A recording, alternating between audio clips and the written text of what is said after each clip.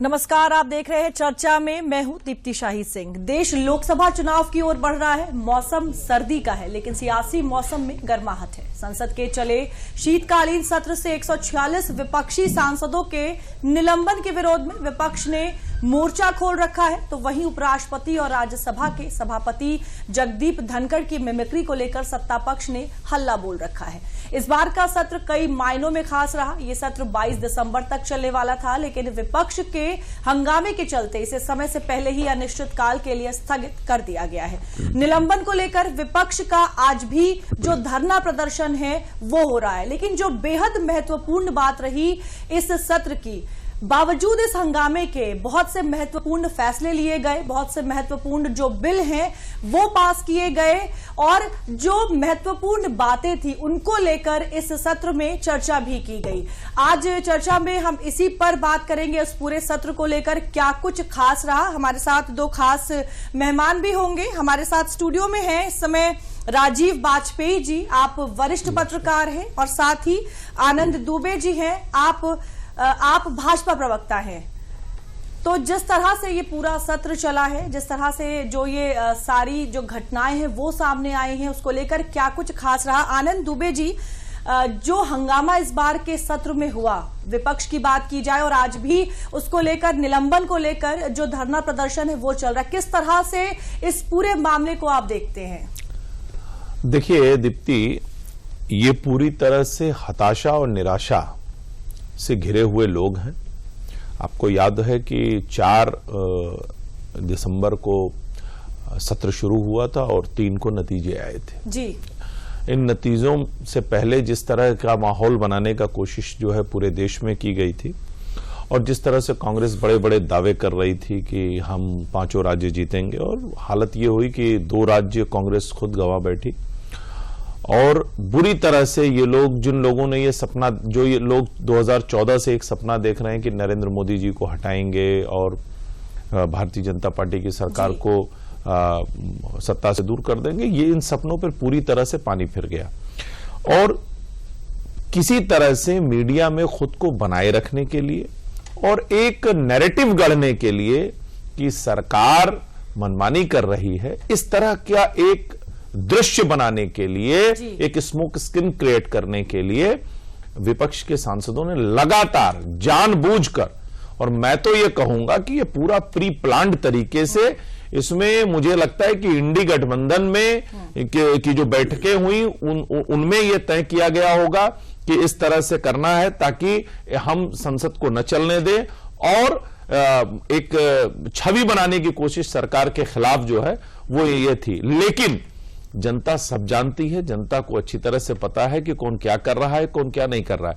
और आपने देखा किस तरह से उपराष्ट्रपति की मिमिक्री की गई, किस तरह से मतलब अपमानित और शर्मनाक करने वाली जो ये घटना है, ये पूरे देश ने देखी। और इस पर राहुल गांधी जी, जो देश की सबसे पुरानी पार्टी और खुद को बड़ी पार्टी होने का दावा करने वाले जो नेता है, वो वीडियो बना रहे थे। लेकिन दूसरी तरफ अगर आप देखिए तो ये बहुत ही अच्छा सत्र गया, जिसमें कुल 18 विधेयक जो हैं वो पारित हुए, और जिसमें बहुत ही महत्वपूर्ण था जो न्याय संहिता है, 1860 की आईपीसी थी, और उसी के आसपास जो है ये सब 18वीं शताब्दी के जो आईपीसी, साक्ष्य अधिनियम, ये जितने भी थे, इन सबको बदलने का काम किया गया है। और साथ साथ एक चीज बता दो, पहली बार आतंकवाद, संगठित अपराध, इस तरह की चीजों को परिभाषित करने का काम हुआ है।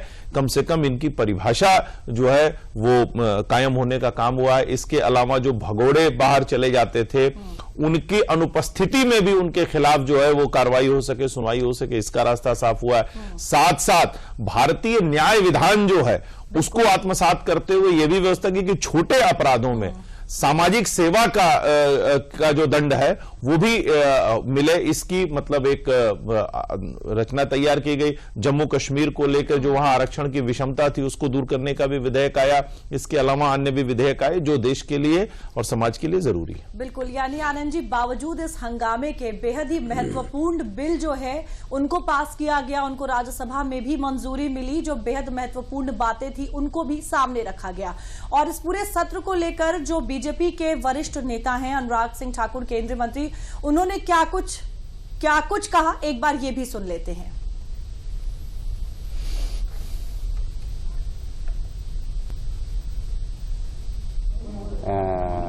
सरकार को उन्होंने व्यंग्य किया, हमने उनको व्यंग्य की और काफी अच्छी चर्चा हुई। तो जो संसद का प्लेटफॉर्म होता है वह चर्चा से उसकी खूबसूरती बढ़ती है, आंदोलन से नहीं बढ़ती। आंदोलन सड़क पे करना चाहिए, पर दुर्भाग्य से कुछ लोग संसद के अंदर आंदोलन करते हैं। संसद आंदोलन का स्थान नहीं है। प्रधानमंत्री जी ने पहले दिन ही कहा था कि चुनाव की पराजय का प्रभाव चुनाव इसमें सदन में न दिखे, उसको खामियाजा न भुगतना पड़े, और वही हुआ। विपक्ष ने बहाना ढूंढा सदन ना चलने का, जनता से जुड़े मुद्दों को ना उठाने का, और लगातार उपराष्ट्रपति जी का अपमान करने का। ये पहली बार नहीं, पहले राष्ट्रपति जी का किया, प्रधानमंत्री जी का बार बार अपमान किया, संवैधानिक संस्थाओं पर बैठे लोगों को और संवैधानिक संस्थाओं को लगातार आलोचना करते रहे। तो कैलाश विजयवर्गीय और अनुराग ठाकुर, वरिष्ठ नेता केंद्रीय मंत्री अनुराग ठाकुर, इन्होंने अपनी बात रखी और साफ तौर पर ये कहा कि जो सदन है वो इस तरह से विरोध प्रदर्शन करने के लिए नहीं है। वो बेहद जो महत्वपूर्ण मुद्दे हैं, जनता से जुड़ी हुई जो बातें हैं, उन पर बात करने की वो जगह है। विरोध प्रदर्शन अगर आपको करना है तो आप बाहर करिए। और वही बात अनुराग सिंह ठाकुर ने भी कही कि जब इस सत्र की शुरुआत हुई थी तो प्रधानमंत्री मोदी ने आग्रह भी किया था इस बात को लेकर कि जो हार हुई है उसका जो ठीकरा है, उसे बजाय यहां पर उसके बारे में चर्चा करने पर, विरोध प्रदर्शन करने की बजाय जो बेहद महत्वपूर्ण मुद्दे हैं उन पर बात होनी चाहिए। और आपकी स्क्रीन पर आप 5 बड़ी जो तस्वीरें हैं वो देख सकते हैं। दोनों सदनों में 146 जो विपक्षी सांसद हैं वो निलंबित हुए, और इस घटना को लेकर किस तरह से INDI गठबंधन जो है वो उसने विरोध प्रदर्शन किया। आज भी जो धरना प्रदर्शन है जंतर मंतर पर वो हो रहा है इसको लेकर, और किस तरह सदन के अंदर जो अमित शाह है जो महत्वपूर्ण कानूनों में जो बदलाव हुए हैं उन विधेयकों के बारे में बात कर रहे हैं। सत्र के 18 दिन 14 बैठकें, दोनों सदनों में 19 बिल जो हैं वो पारित हुए हैं। जो 5 बड़ी तस्वीरें रही इस बार के शीतकालीन सत्र को लेकर वो आप देख सकते हैं। और कल भाजपा ने भी जंतर मंतर पर प्रदर्शन किया था, जो उपराष्ट्रपति को लेकर जो बातें कही गई उसको लेकर, और किस तरह से जो इस बार का पूरा सत्र रहा वो अपने आप में बेहद ऐतिहासिक भी रहा और खास भी रहा। हमारे साथ वरिष्ठ पत्रकार भी हैं राजीव बाजपेयी जी। राजीव जी, देखिए जिस तरह अनुराग सिंह ठाकुर ने भी कहा कि पीएम मोदी ने भी इस बात को सामने रखा था कि जो विरोध प्रदर्शन है या इस तरह के जो हंगामे है उससे बचना चाहिए। बावजूद इसके जो ये पूरा सत्र रहा है उसमें ये विरोध प्रदर्शन भी होता रहा, हंगामा भी होता रहा। क्या इस तरह से जो जनता के पैसे से वहां पर जो सत्र चल रहा है, जो संसद है, क्या आपको नहीं लगता कि समय की भी बर्बादी है? हालांकि बेहद महत्वपूर्ण बिलों को इस बार पास भी किया गया, लेकिन इसे आप किस तरह से देखते हैं जो विपक्ष का पूरा हंगामा रहा? देखिए दीप्ति जी, विपक्ष का काम पहरेदार का होता है। सरकार अगर गलत रास्ते पर जा रही है, कोई गलत डिसीजन ले रही है, तो उसको शांतिपूर्ण तरीके से सदन के अंदर वो इसका विरोध करें, अपनी बातें रखें। सदन जो है वो युद्ध का मैदान नहीं होता है, उसमें बातें रखी जाती, इसीलिए अवसर रहता है कि आप जो है अपनी बात रखें, प्रमुखता से कहें, जितना भी आपको कहना है, जो भी बात रखनी है तर्कों के आधार पर रखें। विपक्ष ने इस समय को गंवा दिया। आप सोचिए, ये बहुत ही ऐतिहासिक सत्र रहा कई दृष्टियों से। सबसे बड़ी बात यह है कि नए संसद सत्र में, नए संसद भवन में यह सत्र आयोजित हुआ। दूसरा, एक घटना हो गई जिसने जो है पूरे देश को हिला के रख दिया, लोकतांत्रिक व्यवस्था को नुकसान पहुंचाने की कोशिश हुई, उसी पर विपक्ष ने हंगामा किया। अब हंगामे में जो है अपनी बात रखनी चाहिए थी, मगर वो अब उस चीज को जो है बाहर तक ले आए। परिणाम ये हुआ कि भाई इतने 146 सांसदों को निलंबित होना पड़ा और विपक्ष की गैर मौजूदगी में तमाम विधेयक पारित हुए। जैसे सीआरपीसी आईपीसी का जो है जो संशोधन, उनमें जो विधेयक नए आए हैं, आप सोचिए उन्होंने तो पूरा कलेवर ही बदल दिया है। अंग्रेजों के जमाने में जो कानून लाए गए थे वो उन्होंने पूरा चेंज कर दिया। अब चाहे महिलाओं की सुरक्षा की बात हो, चाहे बच्चों की सुरक्षा की बात हो, चाहे मॉब लिंचिंग की बात हो, तमाम नए नए उसमें विधान रखे गए हैं जिनकी आज जरूरत महसूस की जा रही थी। विपक्ष को ये सोचना चाहिए था कि 2024 का चुनाव सर पर है और अधिक से अधिक मेरा अनुमान है कि एक सत्र और हो सकता है, इसके अलावा और कोई गुंजाइश नहीं है। तो समय का जितना उपयोग उन्हें करना चाहिए था वो उन्हें सोचना चाहिए था इस बारे में। जनता का कितना पैसा खर्च हो रहा है इस पर, ये उन्हें सोचना चाहिए था। उन्हें जनता की बात उठानी चाहिए थी। इसके बजाय वो केवल हंगामा करने में ही जुटे रहे। निश्चित रूप से ऐसी स्थितियों में सदन स्थगित कर दिया जाता है। जो सदन आगे तक चलने वाला था वो स्थगित कर दिया गया। विपक्ष ने समय गंवा दिया। उसको ये सोचना चाहिए था कि हम पब्लिक की जो बात उठा रहे हैं, सरकार की जो कमियां हैं जिन पर प्रहार करना चाहिए वो करें, मगर उसके बजाय जो है फालतू की चीजों में, जैसे मिमिक्री है, अब इसका कोई इशू नहीं है मगर जबरदस्ती वो इशू बन गया और ये लोग उसको कंटिन्यू किए हुए हैं। अगर ये उसमें कोई समझौता का रास्ता करे तो वो निपट सकता है। 13 दिसंबर संसद की सुरक्षा में चूक, सदन में 2 युवक जो थे वो घुस गए और उसको लेकर बड़ा हंगामा हुआ और उसी को लेकर लगातार विपक्ष भी हंगामा कर रहा है। 14 से 21 दिसंबर हंगामे के चलते विपक्ष के कुल 146 सांसद जो हैं वो सस्पेंड हो गए और साथ ही साथ 19 दिसंबर टीएमसी सांसद ने उपराष्ट्रपति की नकल उतारी, राहुल गांधी ने वीडियो बनाया। तो क्या कुछ इस पूरे सत्र के दौरान हुआ? 2 से 21 दिसंबर लोकसभा राज्यसभा में पास हुए 3 नए क्रिमिनल लॉ बिल और 3 नए क्रिमिनल लॉ बिल भी जो है वो इस सत्र में पास हुए, जिसे बेहद ही महत्वपूर्ण माना जा रहा है। और अंग्रेजों के जमाने के जो कानून थे उनमें एक बड़ा बदलाव आया और जो सबसे बड़ी बात कही गई, अमित शाह ने उन्होंने खुद ये बात कही कि जो राजद्रोह की बात होती थी वो अब देशद्रोह की तरह देखा जाएगा। यानी कि देश सर्वोपरि है अब हर नागरिक के लिए, हर किसी के लिए अब देश को सर्वोपरि किया गया है और उसके खिलाफ किसी भी तरह का अगर कोई भी चीज, अगर कोई भी घटना होती है तो उसको फिर ऐसा करने वाले जो अपराधी हैं उनके खिलाफ सख्त से सख्त जो कार्रवाई है वो की जाएगी। आनंद दुबे जी, पहली बार ऐसा हुआ है कि इतने पुराने जो कानून थे उनमें बदलाव लाया गया और जो नए कानून हैं वो भी बेहद ही महत्वपूर्ण है। तो क्या कुछ इस दिशा में जो ये काम, क्या आने वाले समय में इससे एक बड़ा बदलाव भी देखने को मिलेगा? देखिए, 2014 में जब आदरणीय प्रधानमंत्री जी ने शपथ ली और वो भारत के प्रधानमंत्री बने नरेंद्र मोदी जी, तो संडे गार्डियन ने अपना एक ओपिनियन लिखा, एक आर्टिकल लिखा। उसमें उन्होंने लिखा कि भारत में ऑफिशियली जो है ब्रिटिश रूल का एंड हो गया है। यानी अब तक वो ये मानते थे 2014 के पहले तक कि हम भले चले गए हों लेकिन हमारी मानसिकता वाले लोग ही भारत में अभी राज कर रहे हैं। तो ये पहली सरकार आई 2014 में जिसने ये समझा कि इस देश के मानस के हिसाब से, इस देश की जनता के हिसाब से, स्वतंत्र भारत के हिसाब से देश के नियम, कानून, उपबंध, जितनी भी चीजें हैं वो इस देश के हिसाब से होनी चाहिए। और ये बहुत बड़ी चीज है कि 1860, 1872, 1898 के ये सब कानून थे जो आईपीसी, सीआरपीसी और इंडियन एविडेंस एक्ट, तो इनको बदलने का काम ये बहुत पहले हो जाना चाहिए था। लेकिन लंबे समय तक कांग्रेस की सरकार रही और आपको पता है कि कांग्रेस की सरकार ने देश में सिर्फ इन्हीं चीजों में देश को उलझा के रखा। लेकिन ये अब हुआ है। देखिए, आपको याद होगा मॉब लिंचिंग की सबसे ज्यादा कौन कर रही थी? कांग्रेस पार्टी, हमेशा मॉब लिंचिंग के बाद, लेकिन कभी कोई कानून नहीं बनाया। क्योंकि मॉब लिंचिंग किसके समय सबसे ज्यादा हुई? भाई, चाहे सिख दंगे हुए हों, चाहे देश में जब समय समय पे दंगे हुए, सब में मॉब लिंचिंग ही तो हुई है। लेकिन कभी भी कांग्रेस पार्टी ने इसके खिलाफ कानून बनाने की नहीं सोची। अगर बना तो हमारी सरकार में बना। नाबालिग बच्चियों से रेप के मामले में मृत्यु दंड तक का प्रावधान देने की बात है और तमाम कानून इसको सख्त किया गया है। और साथ साथ एक चीज बहुत जो महत्वपूर्ण है कि देश में, जैसे आप अभी वाजपेयी जी ने बताया कि राजद्रोह, सच बात है, राजद्रोह क्यों? भाई सरकार तो किस सरकार के खिलाफ तो कोई भी बोल सकता है और बोलना चाहिए, लेकिन देश के खिलाफ अगर कोई बोले तो उसमें दंड का प्रावधान होना चाहिए, जिसको हमारी सरकार ने किया है।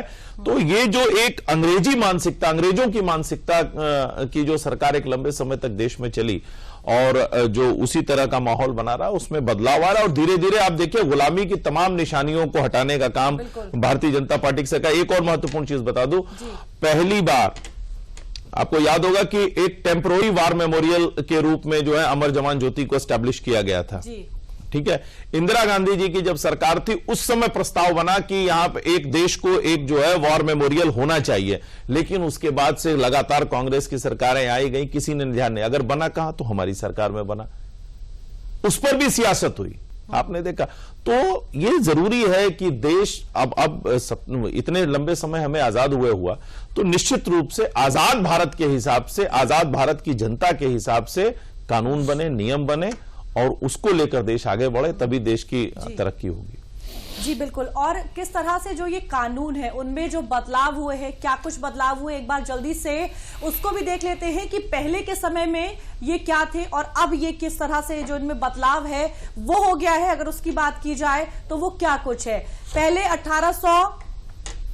1860 में बने इंडियन पिनल कोड की जगह अब भारतीय न्याय संहिता 2023। दूसरा 1898 में बने सीआरपीसी की जगह अब भारतीय नागरिक सुरक्षा संहिता 2023। इसी तरह 1872 में बने इंडियन एविडेंस कोड की जगह अब भारतीय साक्ष्य संहिता 2023। यानी ये तीन बेहद जो बड़े कानून, इनमें एक बड़ा बदलाव लाया गया है। इनमें महिलाओं की बात की गई, महिलाओं के खिलाफ होने वाले अपराधों की बात की गई, जघन्य जो अपराध हैं उनको लेकर सजा की बात की गई है। और जो बेहद महत्वपूर्ण बात वो ये है कि देश हित को ध्यान में रखते हुए देश के खिलाफ होने वाले किसी भी तरह का जो अपराध है उसे अब एक उसके लिए जो सजाएं हैं वो बेहद महत्वपूर्ण अब हो गई हैं। और हमारे साथ राजीव जी भी हैं। राजीव जी, जब इस तरह के कानूनों में बदलाव आता है, खासतौर से आतंकवाद को लेकर देश के प्रति अगर किसी तरह का कोई अपराध होता है और जब ऐसे कानून आते हैं, तो क्या जो अपराधी हैं और खासतौर से जो छोटे छोटे अपराधी उनमें भी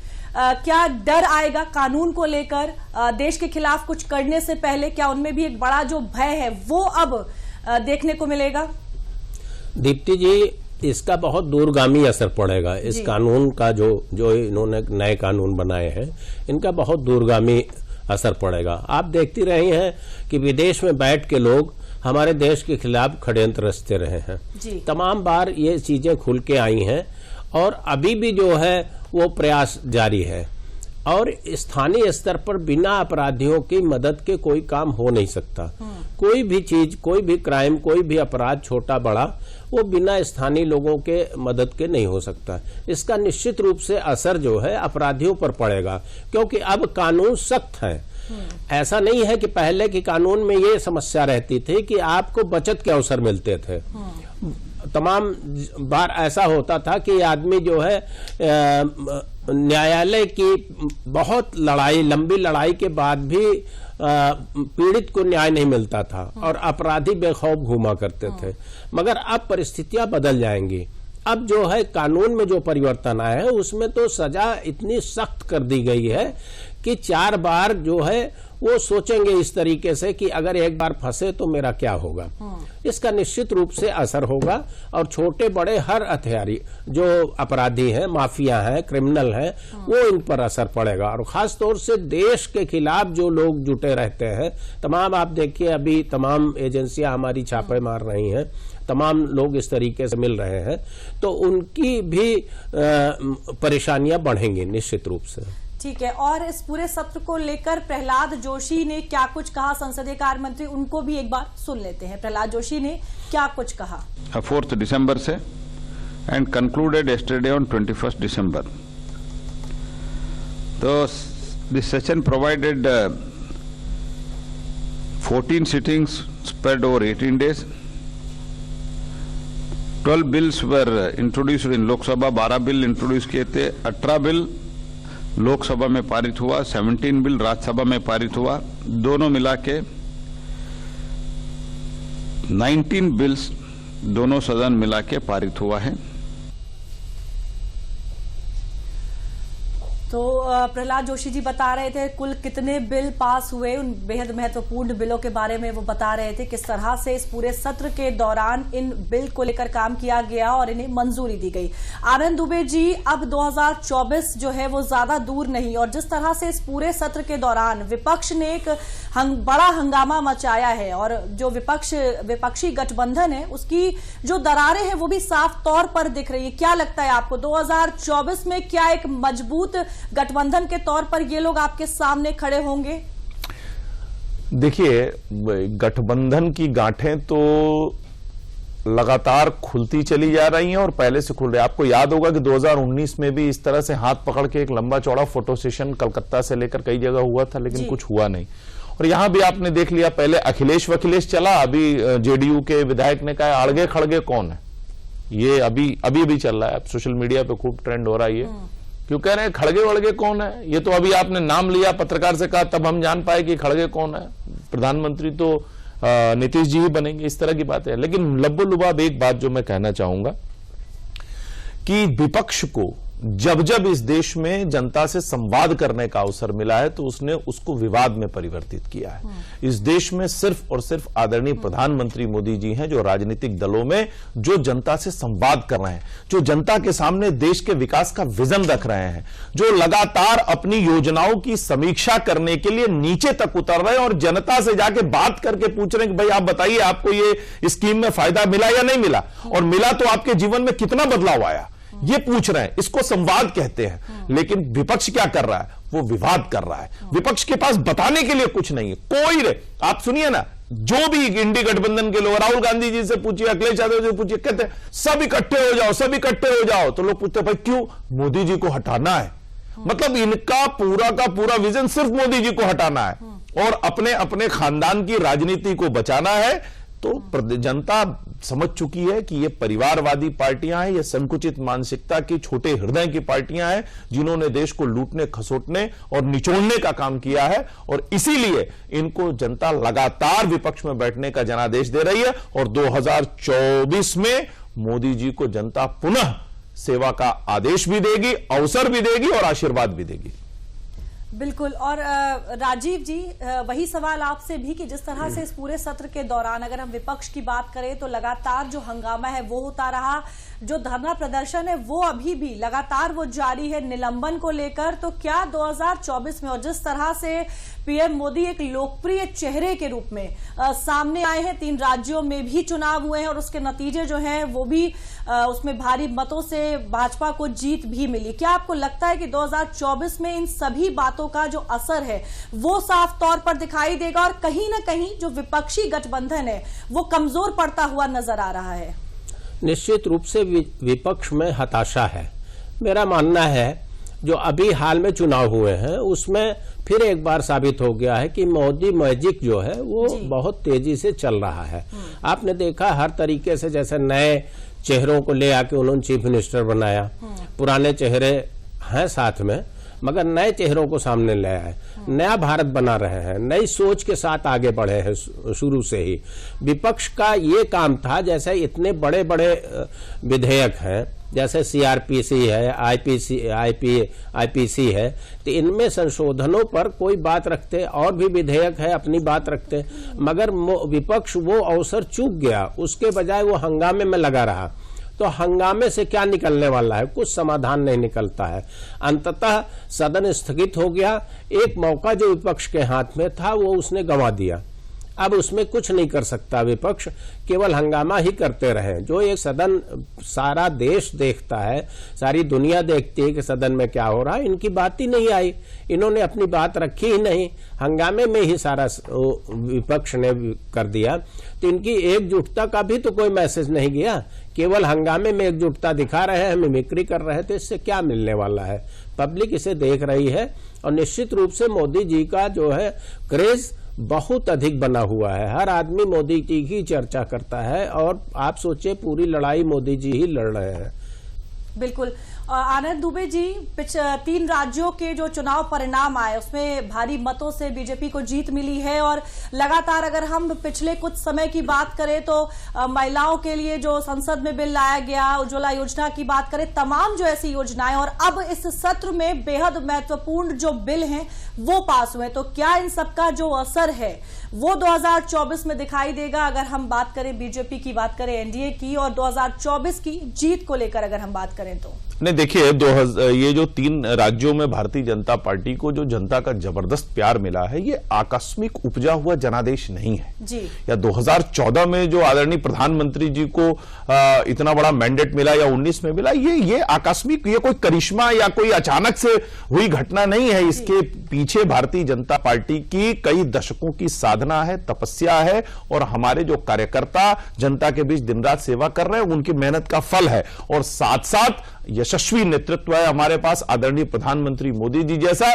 और कहते हैं ना कि वसुधा का नेता कौन हुआ, भूखंड विजेता कौन हुआ, अतुलित यश क्रेता कौन हुआ, नवधर्म प्रणेता कौन हुआ, जिसने न कभी आराम किया, विघ्नों में रह के काम किया। तो प्रधानमंत्री जी ने, जब वो गुजरात के मुख्यमंत्री थे, तब भी आपने देखा किस तरह से उनके रास्ते में कांटे बिछाए गए, विघ्न, लेकिन उन्होंने हर कांटे को निकाल के उससे अपने लिए जो है मार्ग बनाया और वो प्रधानमंत्री बने। और उसके बाद से लगातार पूरी दुनिया में मां भारती के परम वैभव को आगे ले जाने का काम कर रहे हैं और जनता की सेवा कर रहे हैं, और जनता की सेवा कर रहे हैं, इसीलिए हमको यह जनादेश मिल रहा है। किसी ने कहा है ना कि यूं ही नहीं है तर्जे सुखन आया है, पांव दाबे हैं बुजुर्गों के तूफान आया है। बिल्कुल। आनंद दुबे जी, राजीव वाजपेयी जी, आप दोनों चर्चा में शामिल हुए, हमारे साथ जुड़े, उसके लिए आपका बहुत बहुत धन्यवाद।